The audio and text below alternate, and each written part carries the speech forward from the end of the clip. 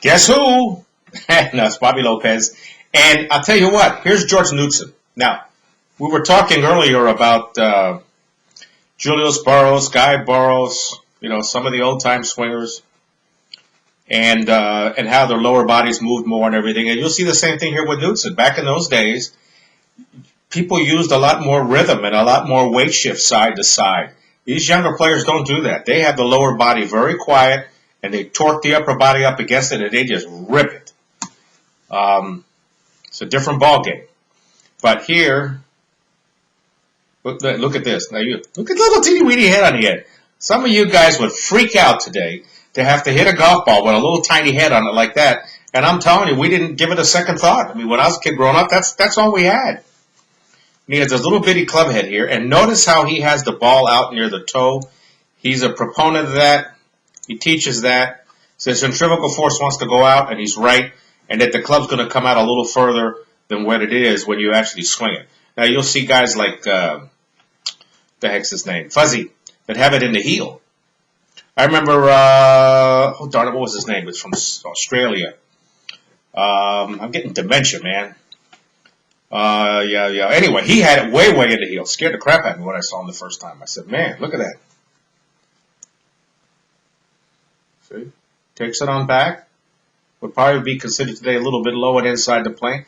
But watch his knees as he starts back. See? Look how much knee motion. A lot of knees. See? A lot of knees, a lot of lower body. See? To show you comparison, let's look at hiya. Who do we want to pick on? Hiya. Yeah, da. Let's look at well, Ernie Els isn't that young, but how about here's Greg Norman. See? A little quieter. See? Not as much motion in the knees. But I'll show you, let's look at Perks here. He's got quite a bit of knee movement, not quite as much. Let's look at, well, Vijay's got a lot. Vijay Singh has a lot. Here's David Toms. See that? See that? Hardly move on the way back at all. Okay. Look at, let's see here.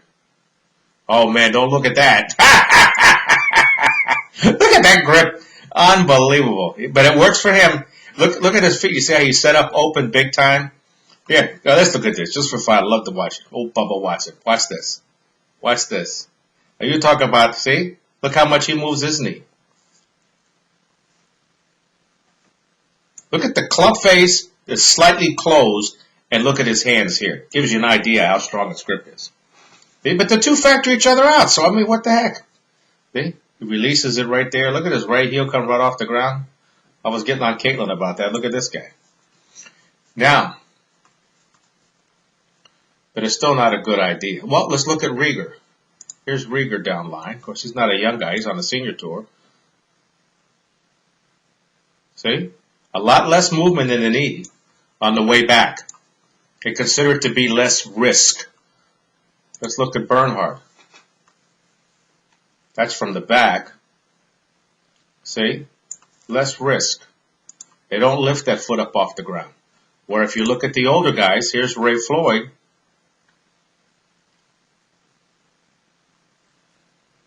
See? There's a lot more flow with the body in the swing, where today the body works as the center point a lot, except for maybe the hips. They turn the hips real hard, but they keep their feet and their knees quiet. And it's the reason for it is they feel like that's going to be a lot less risk. Here's a good one. Here's a good one. Bruce Flesher. Miami guy. Okay.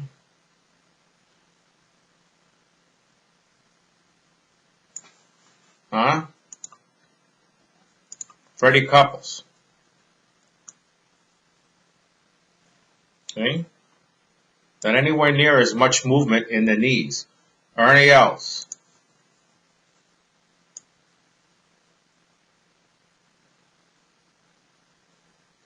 See? Keeps the knees real quiet. Especially when it comes to a shorter club. Like this. See? Doesn't hardly move his knees at all. Why? Because he's real concerned with accuracy. So the less he moves, the better his chances are. Because it's a shorter club coming in. Same thing here with Ray Floyd. I guarantee if we had one with his driver, you'd see his knees are really moving all over the place. So the moral of the story is, what? It's been so long I forgot. That the old-time players had a lot more movement in their swing. And if you've got